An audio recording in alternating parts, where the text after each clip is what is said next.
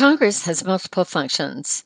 It is both a lawmaking institution for the nation, a representative assembly for the states and districts, and an oversight institution for other branches of government. The framers of the Constitution sought to create a legislative branch that was powerful enough to govern and to check the power of the president, and yet not so powerful that the legislature itself would exercise tyrannical rule. The Constitution created a bicameral or two-house legislature in which one house, the House of Representatives, would be based on population, and the other chamber, the Senate, would be based on state representation. The framers also envisioned the House of Representatives as being the chamber that would be closer to the people.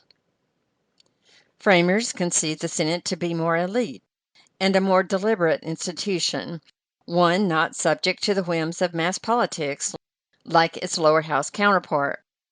This is very similar to the Parliament in Great Britain.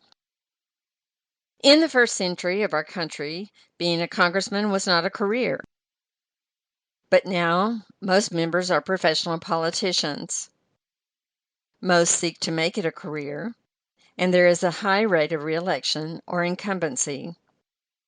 Congressional incumbents have a very good chance of winning another term, as indicated by the reelection rates at U.S. House of Representatives and senators who sought reelection during the last 5 congressional elections. The actual chance of reelection is somewhat less than the rates indicate. Some incumbents, when faced with reelection campaign that they might lose, choose to leave Congress voluntarily. The status of already holding an office is known as incumbency. It strongly influences a candidate's ability to raise money and is probably the most important factor in determining success in a congressional campaign. There are several reasons why and how a congressman continues to win re-election. First, they have strong name recognition. Having run for elections before and served in government, incumbents tend to be better known than challengers are. Media outlets routinely publicize the activities of elected congressional officials, rationalizing that they are covering the institution of Congress rather than the individual. In redistricting, often which is after reapportionment, district lines are drawn to benefit the incumbent office holder's political party, thus making it likely the incumbent will retain their seat. Franking is the privilege of sending mail free of charge. Federal law allows members of Congress free mailings to every household in their state or congressional district. These mailings make it easy for members of Congress to stay in touch with their constituents through their tenure of office. Campaign contributions. Political action committees and individuals are interested in supporting candidates who will be in the position to help them once the election is over. And finally, casework. When an incumbent personally helps constituents solve problems with the federal bureaucracy, the resulting loyalty and good word-of-mouth reputation help to attract support for that candidate during a run for re-election. Thus, incumbency is a powerful obstacle for outsiders who seek to unseat an elected member of Congress.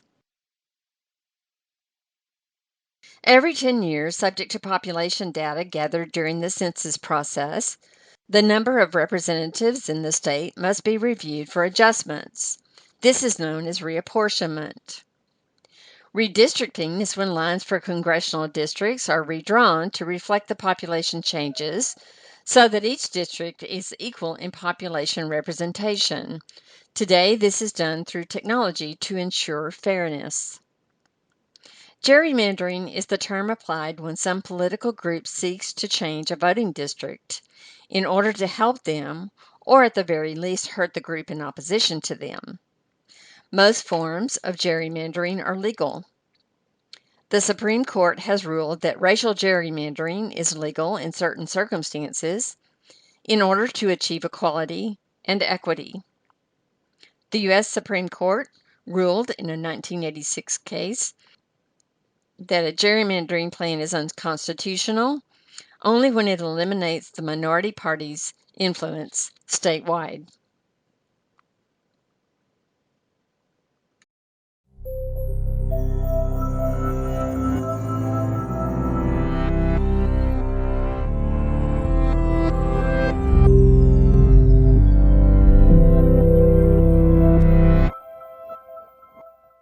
Most people have heard the word gerrymandering once or twice, probably during a presidential election. What exactly is gerrymandering?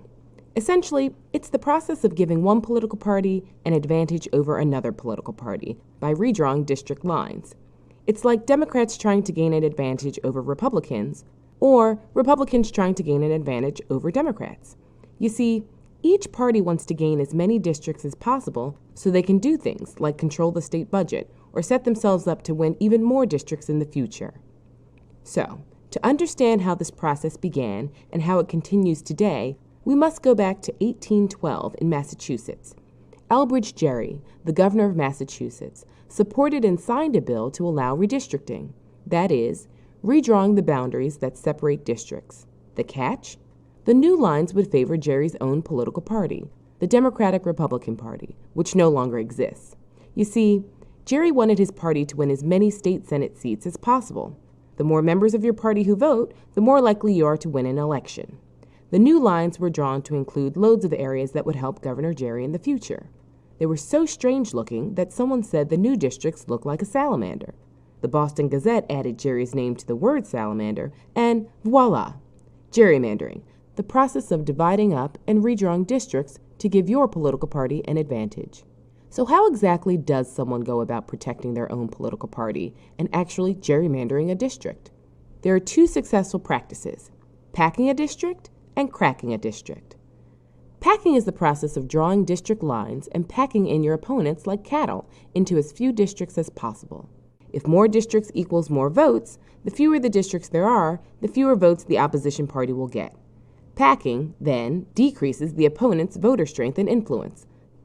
Cracking is the opposite, taking one district and cracking it into several pieces.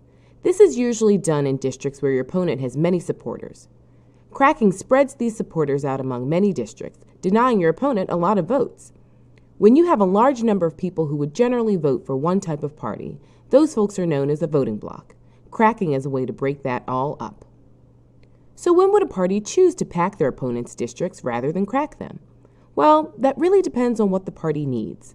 To dilute your opponent's voters, you could pack them into one district and leave the surrounding districts filled with voters of your own party. Or, if you and your party are in power when it's time to redraw district lines, you could redraw districts and crack up a powerful district and spread your opponent's voters out across several neighboring districts. So, Governor Gerry in 1812 wanted to gain an advantage for his party and redrew district lines in his state in such a crazy way, we have a whole new word and way of thinking about how political parties can gain advantages over their opponents. Politicians think of creative ways to draw districts every few years.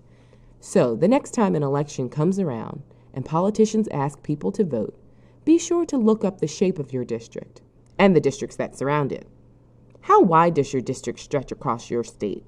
Are all of the districts in your state relatively the same shape? How many other districts does your district touch? But always be sure to ask yourself, does my district look like a salamander?